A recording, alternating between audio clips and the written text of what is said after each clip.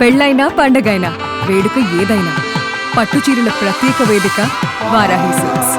సాంప్రదాయానికి సౌందర్యానికి వారధి. తండ్రి కొడుకులు మిగిలినటువంటి వారి ప్రతినిధి బృందం పక్క రాష్ట్రాలకు వస్తున్నటువంటి పెట్టుబడులను చూసి పక్క రాష్ట్రం అయినటువంటి మహారాష్ట్రకి దాదాపు 8.5 లక్షల కోట్లు, మనకి ఆనుకొని ఉన్నటువంటి తెలంగాణ రాష్ట్రం ఒక 50,000 కోట్లు, ఇలా ఈ రాష్ట్రాల పెట్టుబడులు ఏ రకంగా వచ్చాయో చూసి వీరు మాత్రం ఉత్త చేతులతో ఖాళీగా తిరిగి వస్తున్నటువంటి నేపథ్యంలో అనేక సంవత్సరాలుగా దావోస్ పర్యటన అని చెప్పి వీరి తాలూకా పబ్లిసిటీకి ఆ కార్యక్రమాన్ని ఉపయోగించుకొని ఏ రకంగా రాష్ట్ర ప్రజల్ని మభ్యపెట్టారో, ఏ రకంగా రాష్ట్ర ప్రజల్ని వాళ్ళు తండ్రి కొడుకులు ఇద్దరు కూడా, ఎందుకంటే 2014 నుంచి 19 సంవత్సరాల మధ్య గత 5 సంవత్సరాలు గత ప్రభుత్వంలో వారు 5 సంవత్సరాలు 5 పర్యటనలు చేశారు.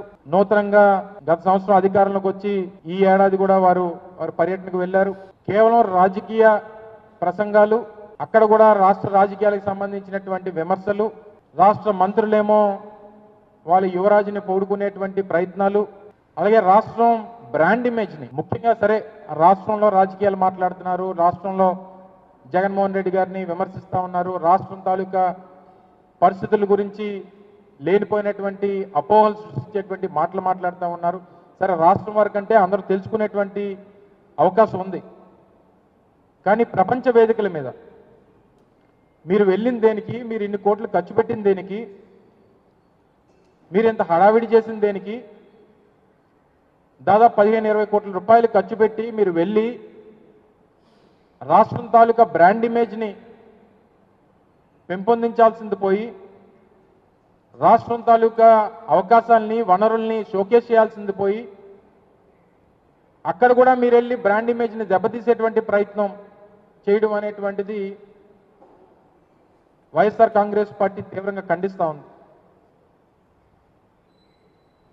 ఒక రాష్ట్రానికి పెట్టుబడి రావాలన్నా రాష్ట్రంలో ఉన్నటువంటి వనరుల్ని ప్రపంచ దేశాలకు కానీ లేదా పారిశ్రామికవేత్తలకు కానీ మీరు ప్రొజెక్ట్ చేసుకొని రానున్నటువంటి కాలంలో వారి పెట్టుబడులు రాష్ట్రంలో పెట్టేటువంటి దానికి ప్రయత్నం చేయాలి. కానీ రాష్ట్రం సంబంధించి ఏదో అన్యాయం జరిగిపోయింది, రాష్ట్రం పూర్తిగా డ్యామేజ్ అయిపోయి ఉంది, మా రాష్ట్రం చాలా పేద రాష్ట్రం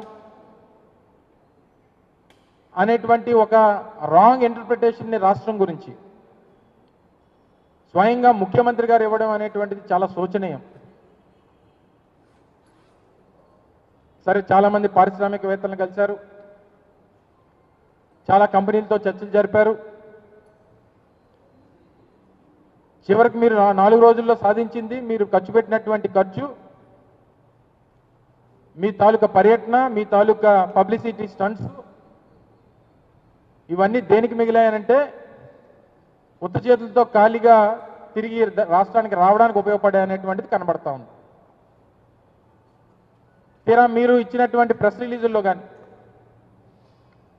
ముఖ్యమంత్రి గారి తాలూకా ట్విట్టర్లో కానీ లేదా పత్రికా ప్రకటనలో కానీ చివరికి ఏంటయ్యా అనంటే ముఖ్యమంత్రి గారు ఎవరితోనైతే చర్చించామో కొంతమంది ఆలోచిస్తాం, కొంతమంది ఏమో చర్చిస్తాం, కొంతమంది ఏమో చూస్తాం. ముఖ్యమంత్రి గారితో మాట్లాడినటువంటి పారిశ్రామికవేత్తలు కానీ కంపెనీలు కానీ చెప్పినవి ఏంటంటే ఆలోచిస్తాం, చర్చిస్తాం, చూస్తాం. ఇది ముఖ్యమంత్రి గారితో చెప్పినటువంటి మాటలు. సహజంగా ఎవరి దగ్గరికి వెళ్ళినా ఎవరితోనన్నా మాట్లాడినప్పుడు, ఏ పారిశ్రామికవేత్తను కలిసినప్పుడైనా లేదా ఏదన్నా ఒక పెద్ద కంపెనీని మన రాష్ట్రానికి పెట్టుబడి పెట్టమని చెప్పి రిక్వెస్ట్ చేసినప్పుడన్నా సహజంగా వాళ్ళు అనేది ఏంటంటే ప్రయత్నం చేస్తామంటామో లేకపోతే చూస్తామంటాం అన్నటువంటి చెప్తారు. అదే మీకు కూడా చెప్పారు. మీరు సాధించింది ఏం లేదు. తీరా మీరు మీ తాలూకా యువరాజు అక్కడ కూడా వెళ్ళి ఆయన ముఖ్యమంత్రి అయిపోవాలి, ప్రధానమంత్రి అయిపోవాలి, ఉప ముఖ్యమంత్రి అయిపోవాలి, అక్కడ కూడా అవే ప్రసంగాలు. దావోస్ వేదిక మీద కూడా సహచార మంత్రులేమో యువరాజు గారి గురించే వారి తాలూకు మాటలు. కేవలం మీ రాజకీయ అవసరాల కోసం, రాజకీయ ప్రసంగాల కోసం ఒక వేదికను వాడుకొని మీ పబ్లిసిటీకి ఎన్నో సంవత్సరాలుగా గతంలో మేము వెళ్ళిన తర్వాత కూడా వెళ్ళొచ్చినప్పుడు చెప్పాం, చాలా మందితో చర్చించాం, 3-4 ఎంఓయూలు చేసుకున్నాం. తర్వాత జరిగినటువంటి ఎంఓయూల్ని గ్రౌండ్ చేశాం, ప్రాజెక్టులు నడుస్తూ ఉన్నాయి.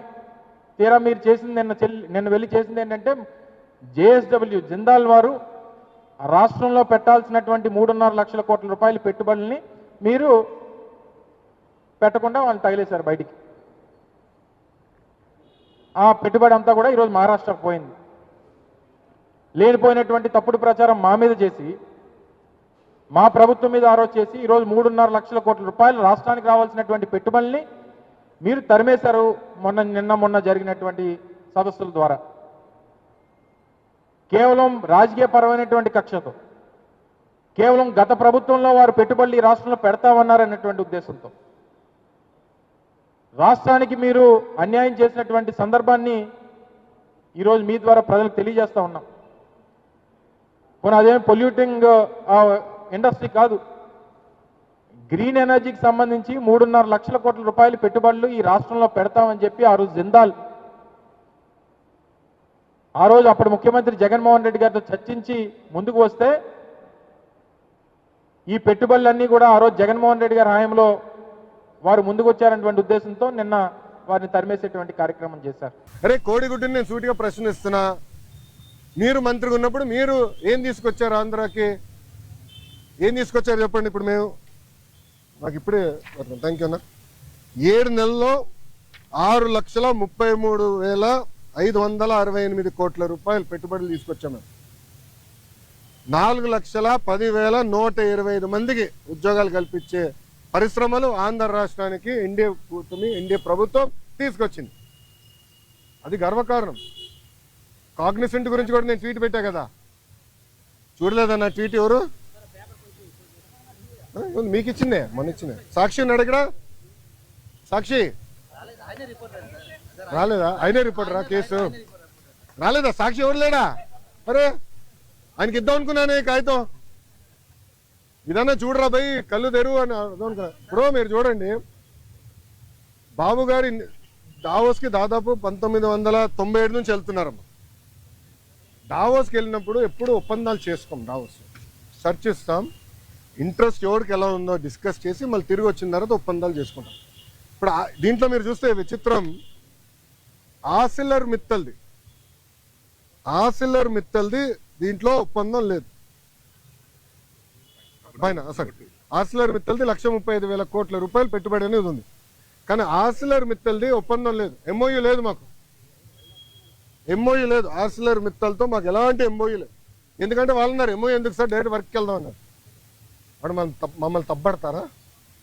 ఇప్పుడు వాళ్ళకి మన మెటీరియల్ టైప్ చేసాం ఎన్ఎండిసి నుంచి, ఎన్వైరన్మెంటల్ క్లియరెన్సెస్ మేము కోఆర్డినేట్ చేస్తాం. వాళ్ళు భూమి ఎత్తికి కూడా భూమి కేటాయింపులు కూడా పూర్తి చేస్తాం. 6-7 నెలల్లో పనులు ప్రారంభించాల లక్ష్యంతో మేము పనిచేస్తున్నాం. ఎన్నికలకు వెళ్ళే లోపల ఫస్ట్ ప్రొడక్షన్ అవ్వాలనేది మేము చేస్తున్నాం. అది కూడా మమ్మల్ని తప్పబడతారా? ప్రధానంగా ఏదైతే ఈ బల్క్ డ్రగ్ పార్క్ తీసుకోండి, గ్రీన్ హైడ్రోజన్ ప్రాజెక్ట్ తీసుకోండి, అవును, ఇవన్నీ మంత్రిగా నేనున్నప్పుడు సంతకం పెట్టాను. ఇది టీడీపీ ఎందుకు క్రెడిట్ తీసుకుంటుందంటూ కూడా మాట్లాడుతున్నారు. ఏం సంతకం పెట్టాడు స్వామి మంత్రిగా? నా హయాంలో నేను షేర్ చేసి ఇచ్చాను, నేను సంతకం పెట్టాను. మళ్ళీ కంపెనీలు ఎందుకు రాలేదని అడుగుతున్నాను నేను. ఎందుకు మీరు శంకుస్థాపన చేయలా? ఇది ఎట్టుందంటే కియా మోటార్స్ ఎవరు తీసుకొచ్చారో మీ అందరూ బాగా తెలుసు. ఆనాడు కియా మోటార్స్ తీసుకొచ్చి చంద్రబాబు నాయుడు గారు అహర్నిశలు కష్టపడ్డారు. 16 నెలల్లో ప్రొడక్షన్ తీసుకొచ్చారు. వైకాపా ప్రభుత్వం అధికారంలోకి వచ్చిన తర్వాత ఒక ఈమెయిల్ సృష్టించి, గతంలో రాజశేఖర రెడ్డి గారు ఈమెయిల్ పెట్టారు, ఆ ఈమెయిల్ వల్ల కియా మోటార్స్ వచ్చిందండి. ఇంకేం చెప్పాలి సార్? మీరు టీసీఎస్ కూడా క్రెడిట్ తీసుకున్నారు, మీరు చూసారో లేదో? టీసీఎస్ కూడా క్రెడిట్ తీసుకోవడానికి ప్రయత్నించారు. మేము తీసుకొచ్చి నేనే చంద్ర గారితో మాట్లాడి ఆయన ఆఫీస్కి వెళ్ళాను స్వామి.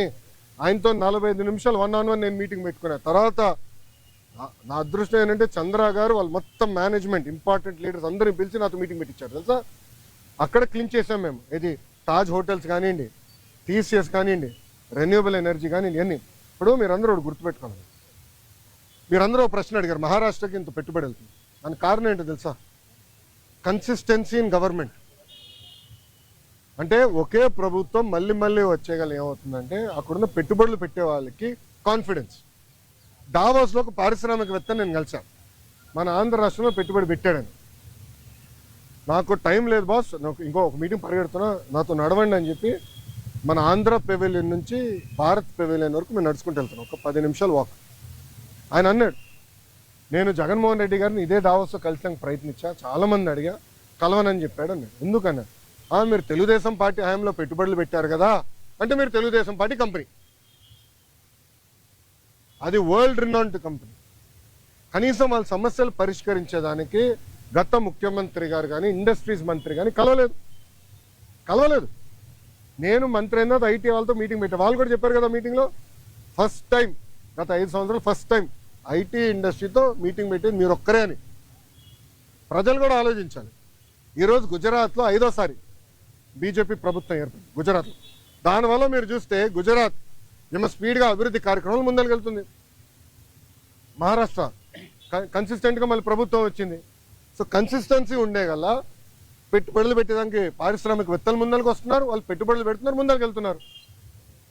ఈ మన రాష్ట్రంలో ఏమైందంటే 2014 నుంచి 19 వరకు ఒక స్పీడ్గా వెళ్ళాం, కరెక్ట్గా వచ్చి బ్రేక్ పడింది. బ్రేక్ ఎలా పడింది కూడా నేను చెప్తాను. పీపీఎల్ రద్దు చేయలేదా, ఒకే రాజధాని వద్దు 3 రాజధానులని ఒక రాజకీయ గేమ్ ఆడలేదా, దానివల్ల ఎవరు నష్టపోయారండి? ఆంధ్ర రాష్ట్ర ప్రజలు నష్టపోయారు, ఉత్తరాంధ్ర ప్రజలు నష్టపోయారు, రాయలసీమ ప్రజలు నష్టపోయారు. దయచేసి ప్రజలందరూ ఇది గమనించాల. అందుకే మన ప్రధానమంత్రి గారు కానివ్వండి, ముఖ్యమంత్రి గారు కానివ్వండి, నేను కూడా నా స్పీచ్లో విశాఖపట్నంలో మళ్ళీ ఎన్డీఏ కూటమి గెలవాల్సిన అవసరం ఉందని చెప్పాను.